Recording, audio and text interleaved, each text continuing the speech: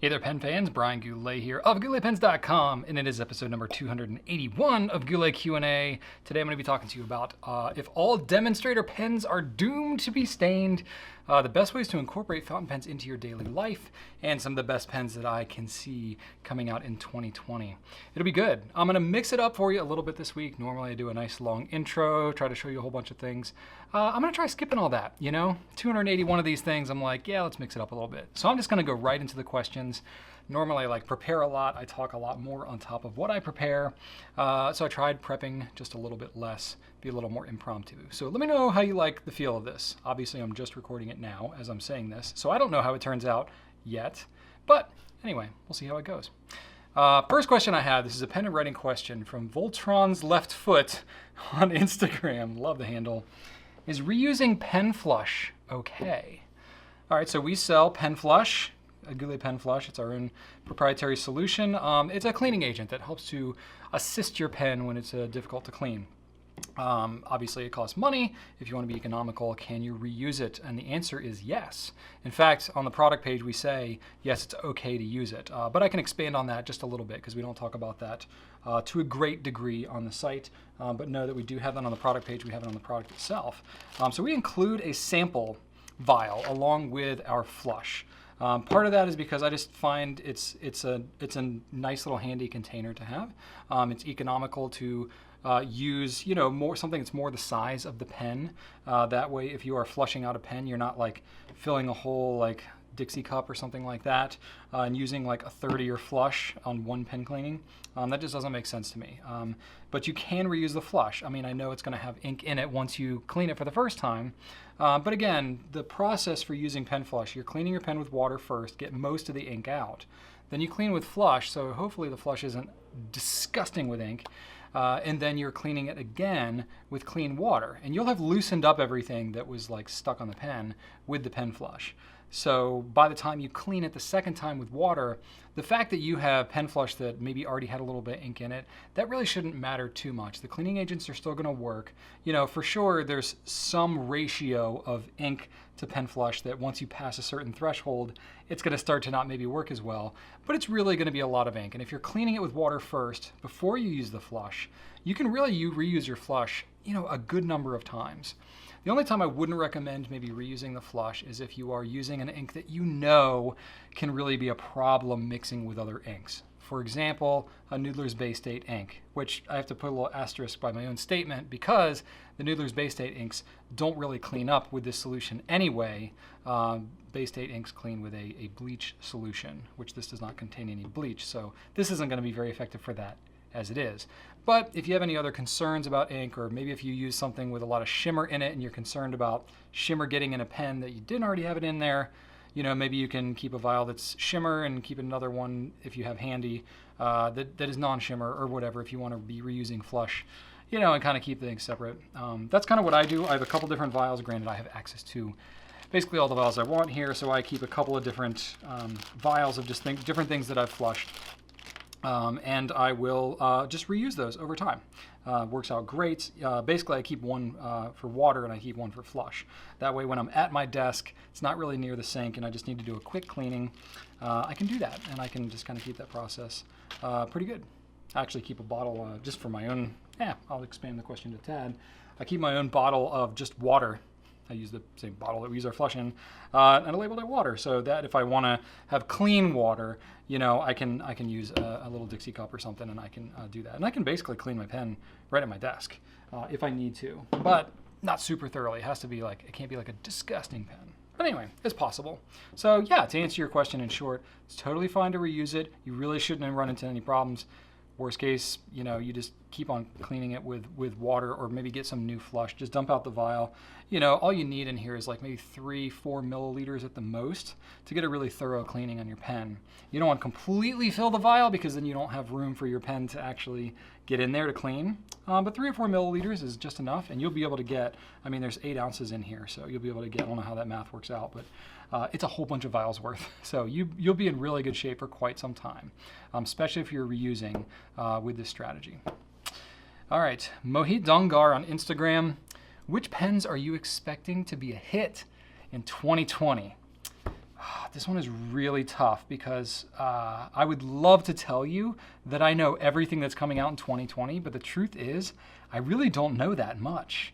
I know some, I do get advance notice on some things. I have to keep some things under wraps.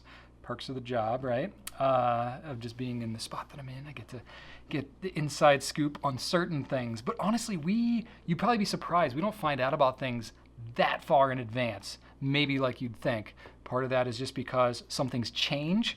Even pens might be in development for 2 to 3 years. But even up until some of the final stages, there's things that tweak and change a little bit. So I may like verbally get a heads up that like, hey, there's a new pen that's being developed, but they really are kind of finalizing things up until maybe a couple of months before it actually releases. So there's certain things that we just don't have completely solid.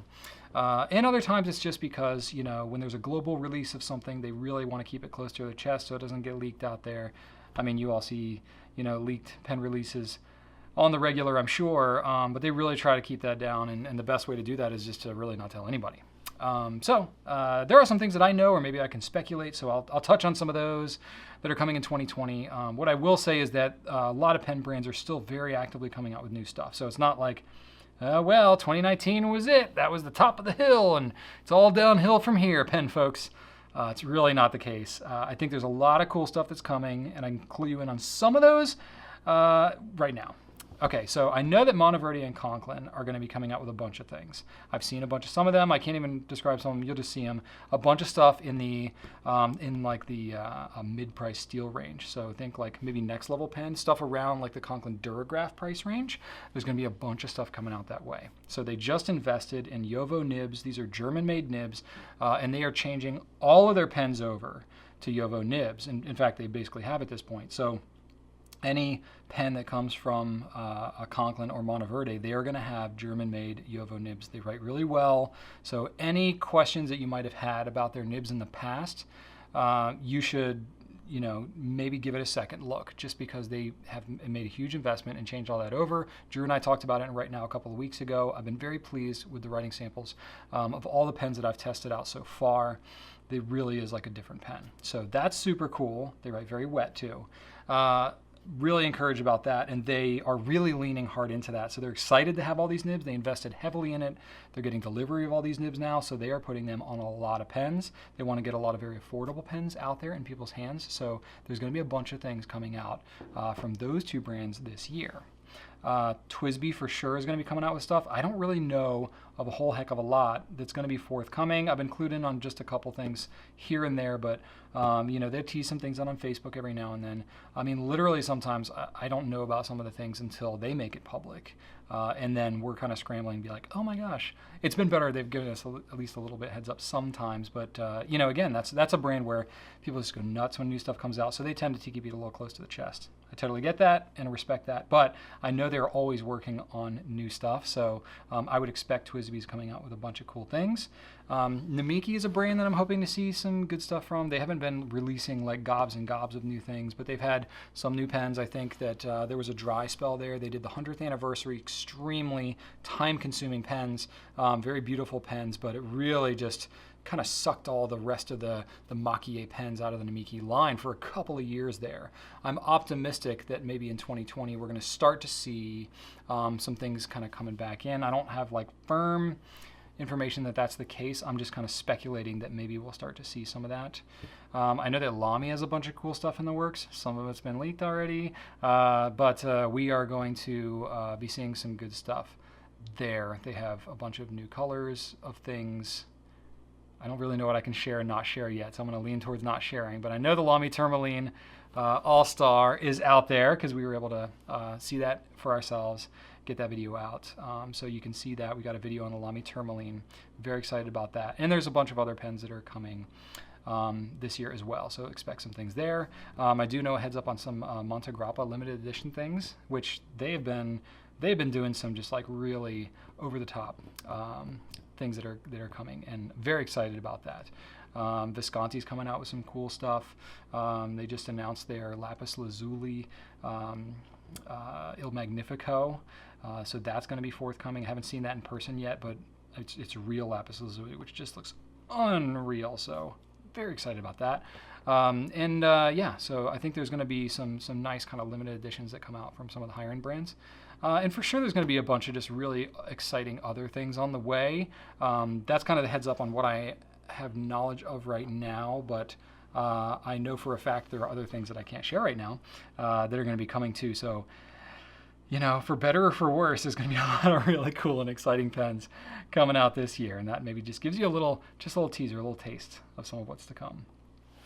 All right, Kaweco on Instagram asked, "Hey Brian, I'm wondering what happens when people regrind nibs. Can nibs be reground?" I have talked about this in bits and pieces before, but the long and short of it is yes, they absolutely can. There are two reasons why you would regrind a nib. One is to repair or maybe reshape a nib that's been used a lot, is maybe worn or was damaged, it was dropped or something like that. For sure you would want to basically kind of restore it and get it kind of working new. And the other reason is if you wanted it to be something different than what it is. If you wanted to alter it, if you wanted to customize it in any way, then you could regrind it. Those are really kind of the two main reasons why you would kind of go through that. Grinding it's a real craft, right? So it's like doing anything, with a lot of practice, a lot of experience. If you do, any craft hobbies, like I'm a woodworker, making things out of wood, making furniture and stuff, that is a craft. You can't just like slap it together. If you're going to make something really and customize it, there's a lot of skill, a lot of time, a lot of intricacies, nuances that are involved in really doing it well. That is absolutely the case with nib grinding, and especially to do it, to a precise kind of specification. Like if you want a 0.6, millimeter cursive italic with like a 10-degree oblique that you want like a heavy wetness to it, there's a lot of different aspects to making that happen that can be really challenging and requires a lot of experience, a lot of trial and error to really be able to do that. It doesn't require necessarily so much complicated equipment, machinery, stuff like that. It's some rather unsophisticated tools, some of which are handmade by the craftspeople who do that work. But essentially what you have is some form of abrasive, right? Different degrees of abrasive. So you essentially have a nib. It's that very hard tipping material that's going to be made primarily of like a rhodium, very hard like precious metal. And some sort of varying degree of fine abrasives. It can look in different forms. You can use grinding wheels or discs or various things, diamond wheels, that type of thing. Lots of nibmeisters have their own kind of techniques, maybe their home-built jigs where they do that kind of stuff.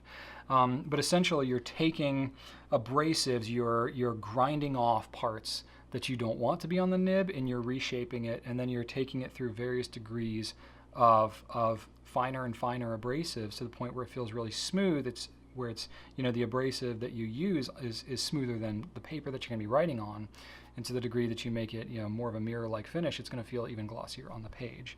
In that respect, it's actually very similar to I'm a woodworker, I mentioned, and anytime you're like sanding wood, you start with a very rough grit. For more of your shaping, you go in progressively finer grits until you get to a really nice smoothness, a nice finish, and then of course you put like a finish on it, which you don't do with nibs. But anyway, very similar kind of process. So I'm very familiar with that. I personally myself had 3 days of training with Richard Binder a couple of years ago, where I got some really deep detail on how to do certain grinds and things. I'm not doing that work every single day, so even my own skill is going to be largely knowledge-based and primarily focused on the things that I've actually been practicing and doing, more nib adjusting and stuff. I've definitely done plenty of custom grinds, just for practice. You have to mangle a good number of nibs before you get the skill down, quite frankly. It's hard to practice grinding nibs without basically ruining a bunch of nibs. So it's not the kind of thing that's easy to really just pick up as a hobbyist unless you have a big spare stock of nibs and you have some basic training and you practice a lot.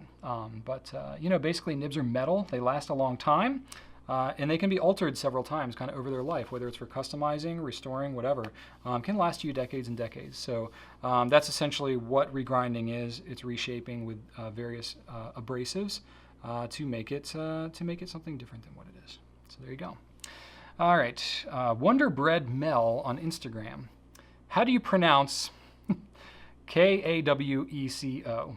Is it Kaweco or Kaweco?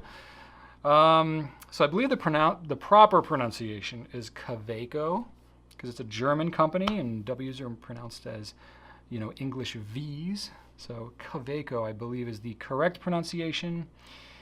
I guess if I'm being proper, I should really say Kaweco. It's just so tough, like how formal, how proper, how genuine do I try to be when pronouncing? I think I just made up a word. Pronunciating. Oh, it's terrible. I don't even know English. Anyway, how formal do I get? It's like, I'm not a newscaster. I don't. I'm in this weird place. I'm just a guy with a video camera who started out in his dining room years ago, and all of a sudden I'm supposed to know how to pronounce everything. So I have some bad habits of things that I've been mispronouncing for years. For example, diamine, I believe is how you pronounce that. That's how they say it in the UK. I said diamine for a very, very, very long time. A lot of people mispronounce lamy. They say lammy, lamey, all over the place. So, it's kind of a judgment call. Kind of what's the vernacular? What do people really kind of know? It's going to be regional. Some people pronounce it slightly differently in different ways. And so I believe the correct pronunciation is Kaweco. But I usually say Kaweco. Whether I should or not, I don't know. Leave me a comment. Are you ashamed of me? Or are you merciful? All right. Ink question. Chow IG on Instagram. Love the irony of that handle. Will all clear demonstrators stain with ink, or does it depend on the specific resin and ink used? Great question. I think, demonstrator pens are extremely popular. Basically that's just when you have a pen that's clear, right? For example, Twisby Go, demonstrator pen. Hey, look at that, it's clear. Ta-da. So it's a cool pen. You can see the ink sloshing around the side. Yay! You go to clean it out. Oh, I can still see what ink I had in there. Or maybe it's got a slight tinge of pink or purple or whatever the color was previously, right? Not maybe necessarily the most desirable aspect of having a demonstrator pen. It definitely varies a ton depending on the pen and the ink that you have. I was actually looking back through my personal collection trying to find like just an atrocious example of a horribly stained pen, and I quite frankly couldn't find one in my personal collection. Not to like brag on myself, because I clean my pens so well. I am very thorough when I clean my pens, and for the most part, I'm not using inks that I know are particularly troublesome in demonstrator pens. So, maybe I should really try and thoroughly just obliterate some pens with some stains. But for sure, it can happen. I definitely think it depends on the type of resin that is used. I wish I had like firm information for you about the specific properties of ink or specific properties of the resin that make it more prone to staining or less. But quite frankly, I just don't have that. There's so many different types and so many different combinations. I don't always have the exact information about it. And so I can't really say like definitively, if you get this, it won't stain. If you get this, it will. That really kind of stinks. You're kind of left to the devices of just product reviews and, reputation that it has and what kind of people say in the community who've used these various combinations. What I will say is that inks that tend to stain in general, tend to be more in like the reddish pinkish kind of purplish hue. Seems like there's definitely some dye component that's in that kind of reddish coloration, and these colors can exist obviously in pinks and purples, reds, blues a lot of times have these in there, maybe some greens. Some of these colors can have whatever kind of just like reddish component or purplish component that tends to maybe stain a little bit more. And so if you have something kind of in that color range, just be aware that potential is there. But in general, we have 700 plus inks or so that we carry, and even more that we don't. Many, many different pens. It's literally thousands and thousands of combinations. So sadly, even doing this 10 years now, I still don't have a really, really, really solid sense of things that stain and things that don't. It can be impacted by the maintenance of the pen and stuff like that. Some things stain, when they're left dry, to dry up in a pen, but if you clean it out regularly, it doesn't stain at all. There's just so many factors. where I don't have anything solid. But actually, for the most part, I would say most demonstrators, most inks don't stain. It's just every now and then you might get one that does, or you're in a particular circumstance, like a pen dries out, and it's like, oh, this particular pen with this ink, when it dries out, oh, now it's kind of stained a little bit. Pen flush helps a lot with that, letting it soak. If you can mechanically get it, like with a Q-tip, and with like a pen flush and a Q-tip, if you can take the pen apart at all, that helps tremendously. But yeah, that's cleaning it very thoroughly can really help and make a difference. It's sort of rare that you get something that's like stained beyond all recognition and unsalvageable. It can happen, but that's definitely not the given with a demonstrator. So hope that helps you out and gives you some hope at least for your demonstrator pens. All right, moving right along here. A couple business questions. So this is from Chris McClive on Instagram. Are there any makers that have tours of their manufacturing? Great question. I personally am super interested in that. I've toured 8 different pen factories in my 10 years of doing this now. So if there are any that are open to the public, there's not many that I know of. And I don't have an exhaustive list because I don't have like a running tally of these. This is kind of a little bit off the top of my head.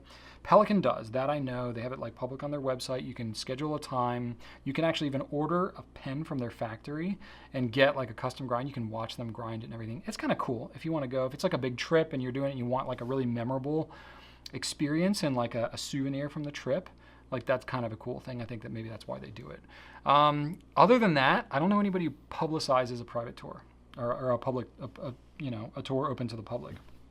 I think part of that is because, the pen industry is actually quite small. And most of these manufacturers, especially the ones I've seen, they really don't have operations set up to be open to the public. There's proprietary stuff in there. They're working on projects and things that they're trying to keep secret. It takes several years to develop, so there's definitely equipment and things like that they don't really want everybody to see. There's safety hazards with big machinery and all that kind of stuff. There's huge liability issues, especially with different countries and whatnot. So I imagine it's rather complicated to be running public tours for most of these manufacturing facilities. So I think that's probably why you don't see a lot of them doing it. Even though it's a very enthusiast community, I think they probably would have some interested people if they were, opening it up like that, but it's just not something a lot of companies have done. I know Monograppa has done many private tours. I got to tour there. We're going to be putting out a video, soonish. We saw it in October. We're working on the video, but that'll be forthcoming. We got to see Aurora. Aurora's got like a public museum there that they developed, kind of in conjunction with the city of Torino, and so you can actually. You can go there, you can see this whole history of writing thing. It's cool. I don't know whether they like actually take you through the factory as part of that tour. I don't know. I know the museum is like right above their actual factory. So maybe Aurora. Any of these places, I would reach out to them and see if they offer anything. Even if it's not open to the public per se, you never know. You can just reach out and say, hey, I'm a huge pen fan. I have X number of pens. I'd love to get something. I'd love to pick something up on my way. I don't know. Whatever it is that your plans are, just share it with them and just see, what the heck. Can't hurt to ask. What else is there? I've heard of people touring Visconti. They're in Florence, Italy. They have, they're in like a villa, a very beautiful villa, from what I understand. I haven't been there yet, but again, I don't know if that's just by appointment or somebody just got really lucky. They happen to be available that day, but it's possible. So I would reach out to these companies and do that. But that's pretty much all I know. But in the meantime, whenever I can get around and whenever we can shoot a video, we'll try and do that so you can at least kind of live vicariously and see.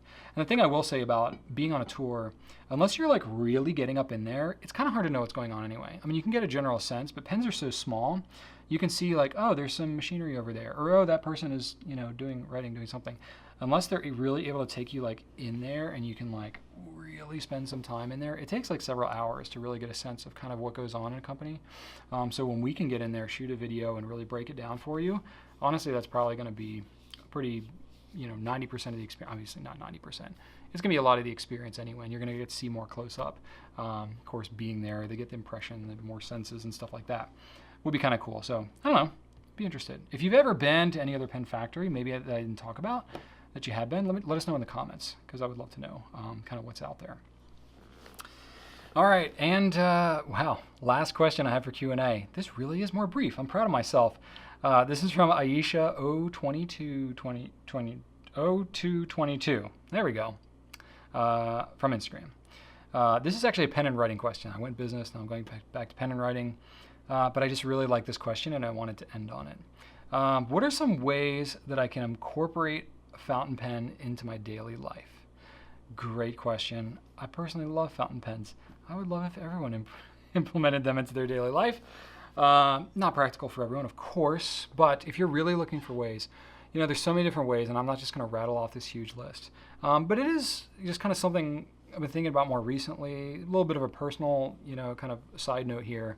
So I've read a couple books recently. One I read was called Digital Minimalism by Cal Newport. I talked about that. I'm now reading Cal's book he actually wrote prior to that called Deep Work.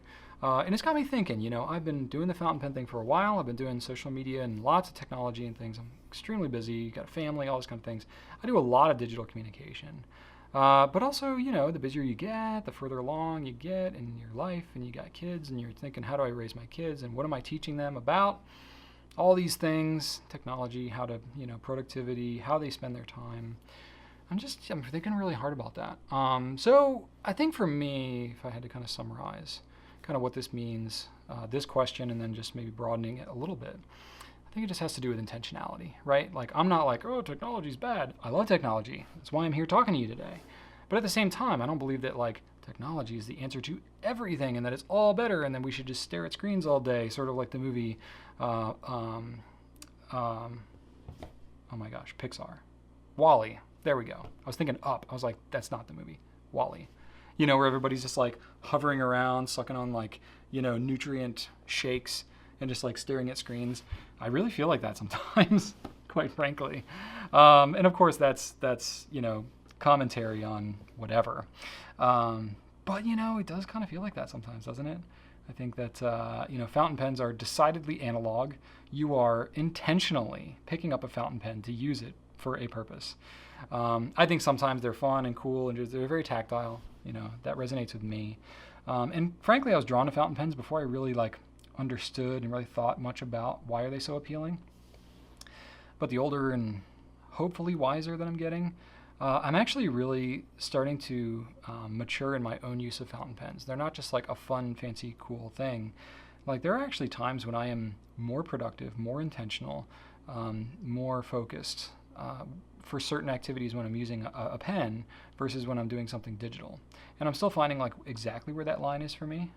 But for sure, even just for example, I earlier this week I did a woodworking class. I posted about it on my personal Instagram. It wasn't a big deal. It was a couple-hour class on how to mill lumber. So to take rough lumber, run it through a planer joiner.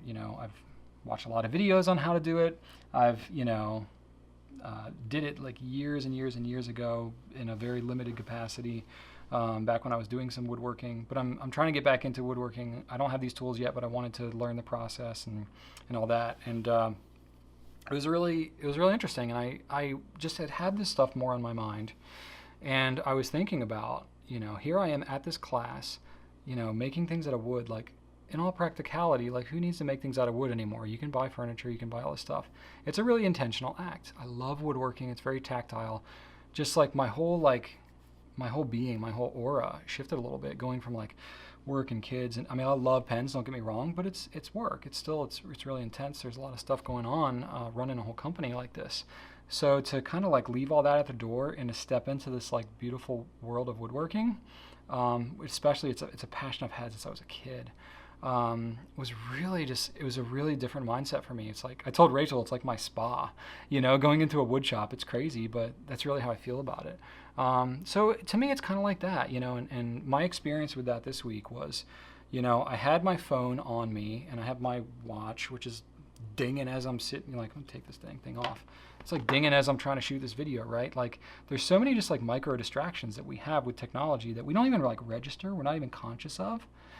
But it does kind of all add up. It takes you just a little bit out of the moment.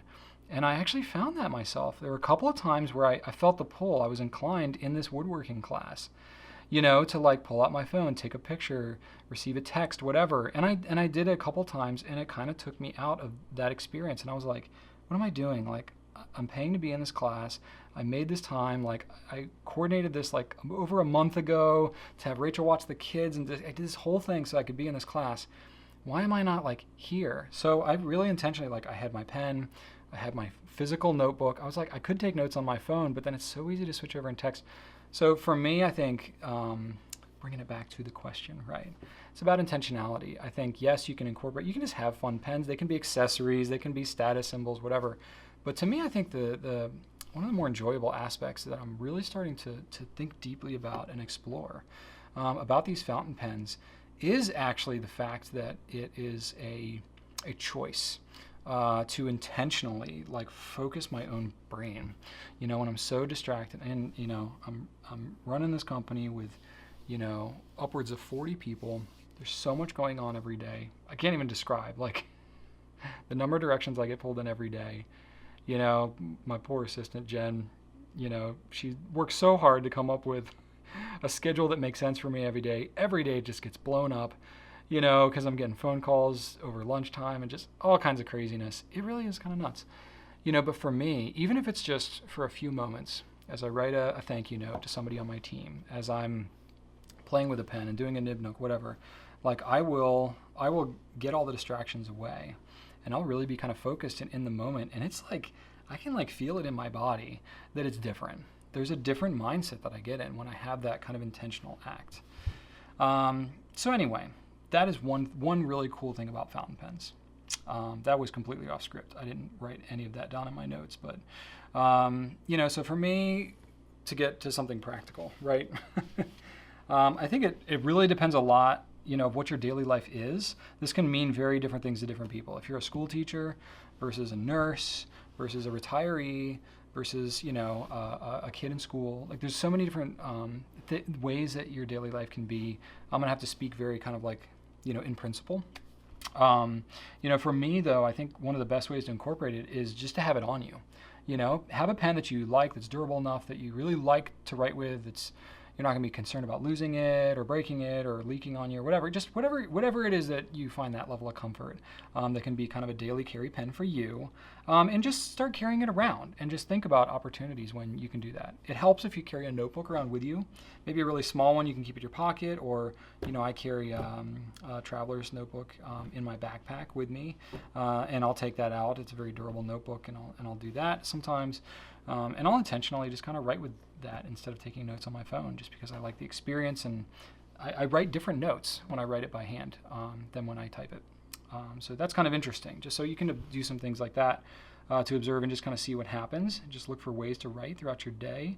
But a couple of prompts. I'm going to give you 3 ideas, just of some practical things that maybe you can try. So one of them, you know, there's a lot of good different writing prompts and stuff, but I'm trying to give you some that aren't too terribly cumbersome, that I think would be tremendous bang for the buck. You know, if you try these things, it's going to really add some value to your life and maybe really enhance your fountain pen experience and make you want to try writing with it more. So one is to just write down the names of some of the people that you meet throughout the day, and one thing that you took away from their conversation.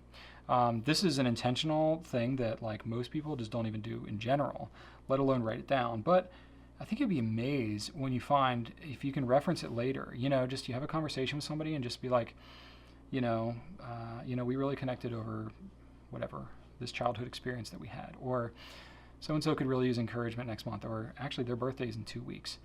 You know, just take something away from that conversation, and then revisit it later, and you would be amazed. Even just if it's somebody new that you meet and you write down their name, and then next time you see them, if you remember their name, you're gonna blow them away. Like, it's little things like that that would actually make a huge difference in connecting with people.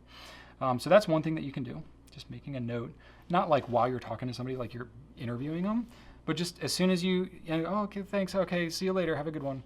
Just pull out your notebook, take a second, write it down, 30 seconds probably. Write down your thought. I think it could be really interesting for you. Another thing that you could do, write down things throughout the day that you're grateful for. You know, this is something interesting that, you know, I've you know, read a number of different books, been to some counseling. Rachel and I have been in counseling together. She's struggled with anxiety. I have many members of my family that have. Thankfully, I've not had any type of prolonged anxiety, but I'm very, very sensitive, very aware to that. And one thing that I know a number of people have done that have helped them tremendously is to keep a gratitude journal as an exercise. And it's great if you can keep up with it every day, writing down 10 things every day that you're grateful for. And if you really want to dig deep, try to write 10 things every day that are different. And it can be very little things, even if it's just like, I'm grateful for when I looked up, I saw the way that the sun hit the clouds. It just made me appreciate nature, like stuff like that even. It's going to like rewire your brain, especially if you're just not in a great place or you're having a hard day. Man, when you focus on gratitude, it can really just shift things so quick. I find that kids do that a lot, my kids. If I'm having a tough day, or even if they're driving me a little bit crazy, some of the things, my kids are 8 and 10, and just like, they can be a real challenge sometimes, like kids can be. And you're doing this stuff, you're trying to get stuff done, you got a million things on your mind, your kids are being a challenge or whatever, and then just like they say one thing, or just do one little thing, and you're just like, wow, like my kids are the best.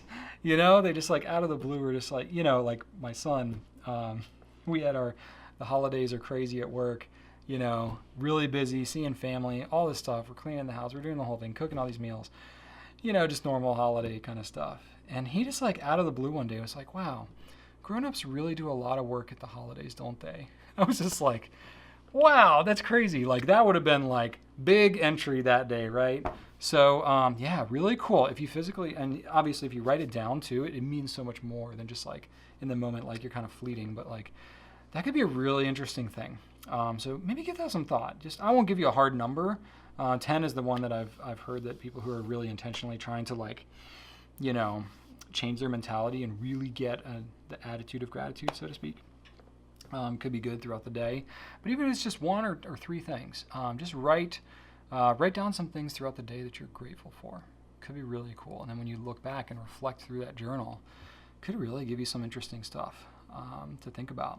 And then the last prompt I have is write down the 1 to 3 most important things that you want to get done that day. I'm talking like the beginning of the day, before all the craziness happens. I mean, it can take you 1 minute to write these things down, but just every day, and then look at it several times throughout the day. This is a practice, for all the different productivity methods that are out there. I forget who it was. I want to say it was maybe Andrew Carnegie or, Rockefeller or somebody in that zone. This was a technique that they used. It might have even just been one thing, or it might have been 1, 2, 3, or 5, or whatever the number is. I said just 1 to 3. But just intentionally at the beginning of the day, like if I only get one thing done today, what is the one thing that I need to get done? Physically write it down, because that's like, it changes the way that your brain thinks as a commitment. And you're much more likely to get that thing. And then you're thinking too, like, what is the most important? Again, it speaks to that intentionality behind what you're doing. Again, this isn't like specific to a fountain pen necessarily, but I'm trying to prompt you, because there's such a connection between intentionality and using a fountain pen and intentionality of, remembering conversations you have with people, or, having those gratitude moments, or writing down your goals for the day. These are all very intentional acts that are going to just make a huge difference in your life as they compound over time. So there you go. Probably didn't expect I would pack so much into this question, but I'm really, really interested kind of in this whole idea, and I'm just in this place right now in my life where I'm really reflecting a lot kind of on this notion of intentionality, about how we spend time, how we communicate, how we really think. Very intrigued by that. So that's where I'll leave you for this week. My question of the week is gonna pair right off this question. How do you incorporate fountain pens into your daily life? Would love to hear how you do that. Maybe we can find some inspiration, some other great ideas as well, so that Aisha can get inspired. That's all I got for you this week. Again, kept it kind of light, didn't go real product heavy, but hopefully you enjoyed the rhythm of this Q&A. Let me know how it goes in the comments, and I would love to hear. Thank you so much for watching, and right on.